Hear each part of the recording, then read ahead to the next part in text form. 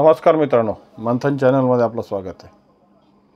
आज परत एकदा ज्ञानराधा, पण आज ज्ञानराधाचा विषय मांडताना मी त्या कर्जदारांना आव्हान करणार आहे की ज्या कर्जदारांनी या मल्टी स्टेटमधून आपले कर्ज घेऊन आपला स्वतःचा विकास करण्यासाठी एक चालना निर्माण केली होती, पण आज ते कर्ज भरण्याची वेळ आलेली ते सर्वसामान्यासाठी।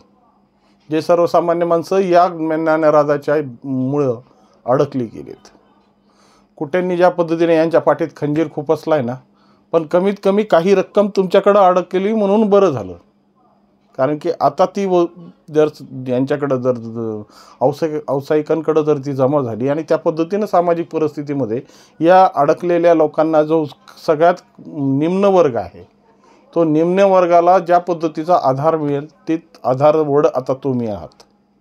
त्यामुळं हात जोडून विनंती आहे सर्व ज्ञानराधाच्या कर्जदारांना की त्यांनी आपले कर्ज ताबडतोब ज्या पद्धतीने होतील त्या पद्धतीने या व्यावसायिकांकडे जमा करून सर्वसामान्य माणसाची जी विटंबना झालेली आहे ती विटंबना दूर करण्याची एक खूप मोठं पुण्य तुमच्या हाती लागलेलं आहे। आणि हे पुण्य वाटून घेण्यासाठी खऱ्या अर्थानं आता व्यावसायिकांना मदत करणं ही काळाची गरज झालेली आहे। मित्रांनो, ज्या पद्धतीनं हा ज्ञानराधाचा प्रवास सुरू झाला आणि ज्ञानराधाच्या प्रवासामध्ये अनेक वावड्या उठल्या, अनेक प्रकारची विषय समोर आली। हे विषय येत असताना ज्या पद्धतीच्या प्रशासकीय व्यवस्थेमध्ये किंवा व्यावसायिकांच्या व्यवस्थेमध्ये अनेक अडचणी येत त्याच्यावर मार्गक्रमण करत गेले। वास्तविक स्वरूपात या सगळ्या गोष्टींची जी एक निर्माण केलेली व्यवस्था होती ती खऱ्या अर्थानं घोटाळा करण्याच्याच माध्यमातून होती। कारण की ज्या पद्धतीनं कुठेंना हे लक्षात आलं आणि कुठेंनी दनादन ह्या सगळ्या गोष्टी समेटण्याच्या अगोदर फक्त वेळ काढूपणा केला ते आपण त्याचे प्रत्यक्ष साक्षीदार आहोत।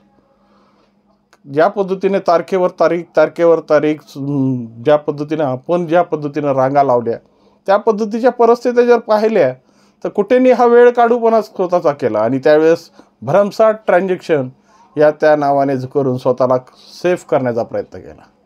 परंतु म्हणतात ना, चोर कितीही चालाक असला तर शेवटी त्याच्यावर कायद्याची कुऱ्हाड अशी बसते की ती कुऱ्हाडीतून आता कुठेंचं काय होईल, कुठेंचं आयुष्य कितपत जेलमध्ये राहील हे त्यांच्याच परिस्थितीवर अवलंबून आहे। कारण की ज्या पद्धतीने अर्चना कुठे जर अटक झाल्या आणि अर्चना कुठेंचं अटक झाल्यानंतर जर या सगळ्या पैशाचा हिशोब जर बाजारपेठेत लागू लागला तर खऱ्या अर्थानं यातून कदाचित कुठे बाहेरही पडतील। परंतु गरज आहे ती अर्चना कुठे अटक होण्याची, आणि अर्चना कुठे जर अटक झाल्या तर त्यांचे जे ॲसेट्स आहेत, जे काही बाजारपेठेमध्ये अडकवलेले पैसे आहेत ते पैसे खऱ्या अर्थानं बाहेर पडण्याची शक्यता दाट आहे। परंतु सध्याच्या परिस्थितीत तर व्यावसायिकांसमोर 100 कोटी आकडा गोल्ड लोन किंवा स्टर्म लोन किंवा प्रॉपर्टी लोन या पद्धतीनं लोन करून लोकांनी ज्या पद्धतीने हा पैसा आपल्या विनियोगात आणला होता आणि मागच्या परिस्थितीत खूप जणांची मनस्थिती होती पैसे भरायची, पण भरणार कुठं? कारण की व्यावसायिकांकडे ही यंत्रणा त्या पद्धतीची उपलब्ध नव्हती आणि त्यांच्याकडे जो काही सॉफ्टवेअरचे दाटे होते। पण आता सगळ्या गोष्टीचे पर्याय मोकळे झालेले आहेत। ज्या पद्धतीनं बुडालेल्या DCC बँकेत व्यावसायिकांनी खातं उघडून, कारण की पत नसली तर तुम्हाला कोणीही उभं करत नाही, त्या पद्धतीची परिस्थिती ज्ञानराधाची झालेली। त्यामुळे त्यांना DC शिवाय दुसरं कोणी त्यांना थारा देणार नाही आणि शेवटी कलेक्टर साहेब आणि व्यावसायिक साहेब दोन्हीही या DCCच्या प्रशासक मंडळावर असल्यामुळं ते मागच्या व्हिडिओत बोललोच आहे, पण त्या पद्धतीनं त्याची पैशाची हमी सर्वसामान्यांसाठी देत आहेत। आणि ज्या पद्धतीनं आज या सगळ्या लोकांचं पुण्य खऱ्या अर्थानं जर हे 100 कोटी जर बँकेत जमा झाले किंवा 100 कोटीपेक्षा जास्त होतील, कारण की त्याचं व्याज आणि हे सगळं जर कॅल्क्युलेशन केलं तर निश्चितपणे 110-115 कोटीच्या जवळपास आकडा जाईल।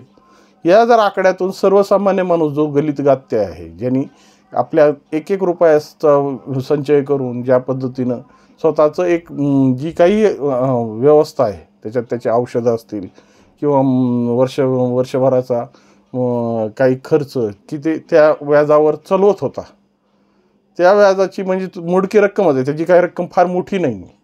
त्या मोडक्या रकमेला त्यांनी ठेवून त्याच्यावर उत्पन्न कमवण्यासाठी एक साधन बनवलं होतं। हे असे लाख, 1.5 लाख, 2 लाख अशा पद्धतीचे लोकांची खऱ्या अर्थानं जर आपण सहकार्याची भूमिका ठेवली तर खऱ्या अर्थाने ह्यांना मोकळा रस्ता दिसेल. कारण की MPID ॲक्टच्या माध्यमातून मोठमोठ्या आकडे त्यांच्या प्रॉपर्ट्या विकून त्यांची जमिनी हस्तगत करून होतीलच, पण सर्वसामान्य माणसं की जे आज अडगळणीनं आहेत, की ज्यांचा व्यवहार थांबून पडलेला आहे, त्यांना दवाखान्याची परिस्थित्या, कारण की दुसऱ्या ठिकाणी पैसे देऊन त्या जर कुठेंकडं 14-15 हजार वर्षाला मिळत असतील तर दुसरीकडे 6-7 हजार रुपये तरी मिळतील, पण ते सिक्युअर तरी राहतील. जर या पद्धतीची जर व्यवस्था समाजाने स्वतःची कर्तव्य समजून जर घेतलेल्या कर्जाची परतफेड करून या लोकांना जर दिलासा देता येत असेल तर 100% हे तुमच्यासाठी पुण्याची गोष्ट आहे. आणि तसं काही जणांनी केलंही आहे. जवळपास मी ज्या व्यावसायिक साहेबांशी संपर्क करून ह्याची माहिती काढण्याचा प्रयत्न केला, तोपर्यंत 40 लाखाचा आकडा जवळपास यांच्याकडं पैसा कर्ज स्वरूपी जे काही रकमा आहेत त्या जमा करण्यात आल्या. आणि गोल्ड लोनचं ह्याच्यात सगळ्यात जास्त प्रमाण आहे. कारण की सध्या सोन्याचे भावही चांगल्या पद्धतीने वाढलेले आहेत. जेव्हा हे कर्ज घेतलं होतं तेव्हा सोन्याचे भाव फार कमी होते, पण आता सोनं हे सर्वसामान्याच्या खिशाच्या बाहेर गेलेलं आहे. त्यामुळं आता हे सोनं तारण कर्ज ह्याच्यात जास्त प्रमाणात समोर आलेले आहेत. आणि त्या पद्धतीनं बाकीच्या ज्या टर्म लोन असतील किंवा CC लोन असतील, या CC लोनवाल्यांनीसुद्धा आता थोडीशी सकारात्मक भूमिका घ्यावी. आणि सर्वसामान्य माणसाला जो कोंडीत अडकलेला माणूस आहे की ज्यांनी आपल्या मुलासाठी या ज्ञानराधामध्ये भूमिका RDच्या माध्यमातून म्हणा किंवा 50-60 हजार रुपये डिपॉझिटच्या माध्यमातून म्हणा, ह्या लोकांना मोकळ्या करण्यासाठी हा एक विषय चांगल्या पद्धतीचं समोर येईल. पण आपली भूमिका किती सकारात्मक आहे याच्यावरून ह्या सगळ्या गोष्टी अवलंबून आहेत. कारण की या सगळ्या गोष्टींची उकल होत गेली ना, की आपले संत म्हणूनच गेलेत, एकमेका सहाय्य करू अवघे धरू सुपंथ. त्या पद्धतीने आज सुपंथाचा रस्ता चांगल्या पद्धतीने आपल्याला मिळालेला आहे. आणि हा सुपंथ जर आपल्याला साध्य करायचा असेल, कोणाच्या वाटेचं दुःख आम्हाला कमी करताना आमचं योगदान त्याच्यात कामी येत असेल, तर 100% आज मिळालेली ही संधी नक्कीच आम्हाला या दुःखात अडलेल्या लोकांसाठी एक सुवर्णयोग ठरेल. आणि आपल्याकडं असलेली रक्कम जी कर्जरूपी आपण घेतलेली होती ती परत करायला काही अडचण नाही आहे. आणि ही अडचण खऱ्या अर्थाने जेव्हा कोट्यांचा व्यवहार होता तेव्हा तुम्ही तुमच्या पद्धतीनं व्यवहार पूर्ण करतच होतात, पण आज खऱ्या अर्थानं सामाजिक निकड म्हणून ही गोष्ट करण्याची गरज आहे. कारण की सर्वसामान्य माणसं ज्या पद्धतीने या भावऱ्यात अडकली आहेत, ज्या पद्धतीनं त्यांचा विश्वास आता आपल्यासारख्याच लोकांवर अवलंबून आहे, तर त्या लोकांना श्वास देण्यासाठी, त्यांचा विश्वास जिंकण्यासाठी कमीत कमी आपल्याजवळची रक्कम तरी परत करून सर्वसामान्य माणसाचा आधार आम्हाला बनण्याची जी संधी मिळाली ती निश्चितच आम्ही चांगल्या पद्धतीनं त्याचं सोनं करू. आणि प्रशासनामध्ये ज्या पद्धतीची भूमिका फक्त या कर्जदारांवरच नाही तर प्रशासनानेही या गोष्टीचा थोडंसं डोळे झाक पद्धतीनं जोडे अंजन घालून ज्या पद्धतीने CIDकडं जो तपास वर्ग करण्यात आला आहे आणि CIDनं ह्या सगळ्या गोष्टी खऱ्या अर्थानं जे आत्तापर्यंत ठपका पडत होता की पोलीस विभागाने ह्याचं काम व्यवस्थित केलं नाही, पण आता CIDसुद्धा त्याच भूमिकेत आहे की काय असा संभ्रमही जनतेचा होऊ लागलेला आहे. कारण की संभाजीनगरला ऑफिस ठेवून बीड जिल्ह्याचे प्रश्न तुम्हाला हाताळता येणार नाहीत. बीड जिल्ह्याच्या लोकांची आणि तुमच्या माध्यमातून या समाजात भामटे भरपूर आहेत. तुमचा नाव घेऊन दुसऱ्यांनीच डल्ला हाणू नये अशी परिस्थिती होऊ नये. कारण की ज्या पद्धतीच्या परिस्थिती येतात, ज्या पद्धतीच्या व्यवस्था निर्माण केल्या जातात त्याचा गैरफायदा घेणारीही लोक भरपूर आहेत. त्यामुळं लवकरात लवकर CIDनं आता बीड जिल्ह्यात आपलं ऑफिस निर्माण करावं आणि ज्या काही ठेवीदारांचे प्रश्न आहेत, जे काही ठेवीदारांचे स्टेटमेंट आहेत ते एखाद्या चांगल्या कार्यालय म्हणजे तुमच्या स्वतःच्या कक्षामध्ये घ्याव्या.